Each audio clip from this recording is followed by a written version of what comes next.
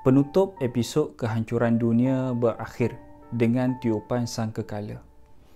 Tiupan ini akan dilakukan sebanyak 2 kali oleh malaikat Israfil sebagaimana kata Allah Subhanahu wa taala, dan sudah tentu akan ditiupkan sangkakala.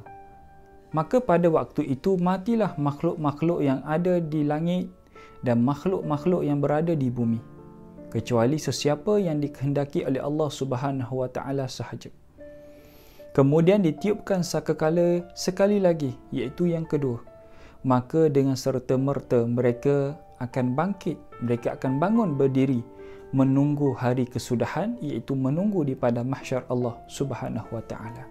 Jadi di penghujung buku yang ditulis oleh saya dalam buku Timeline Akhir Zaman, bagaimana kita tengok apabila tanda besar kiamat yang nombor 1 sampai tanda besar kiamat yang nombor 10, apabila telah pun berlaku kesemuanya, maka bertemulah tanda besar kiamat yang ke-10, akan berlaku kehancuran dunia kepada bumi, akan berlaku kehancuran seluruh alam semesta yang kita tengok, semua akan hancur. Bukan setakat di bumi, matahari akan hancur, bulan akan hancur, dan planet-planet lain pun akan kesemuanya akan dihancurkan oleh Allah Subhanahu wa taala apabila tiupan sangkakala pertama ditiupkan oleh malaikat, dan ketika itulah manusia mula berlari, manusia mula ketakutan.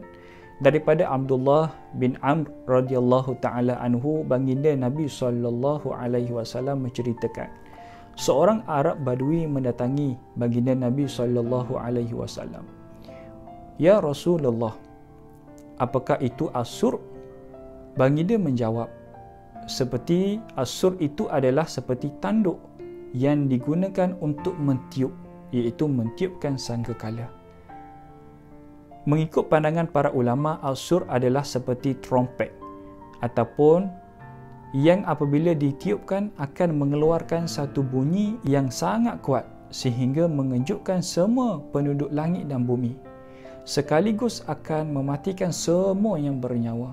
Semua yang bernyawa itu dalam kalangan manusia, dalam kalangan jin, dalam kalangan para malaikat, dalam kalangan binatang, haiwan dan sebagainya. Cuma di sana ada beberapa makhluk yang diselamatkan ataupun yang diizinkan oleh Allah untuk tidak mati dahulu, seperti Malikul Maut. Allah lambatkan dulu ajal dia sampai ketika bila mana semua telah pun mati, ketika itulah Malikul Maut pergi bertemu dengan Allah. Wahai Allah, sesungguhnya semua makhluk, semua hamba-Mu telah pun aku mencabut nyawa-nyawa mereka, lalu hanya tinggal aku seorang sahaja, wahai Allah.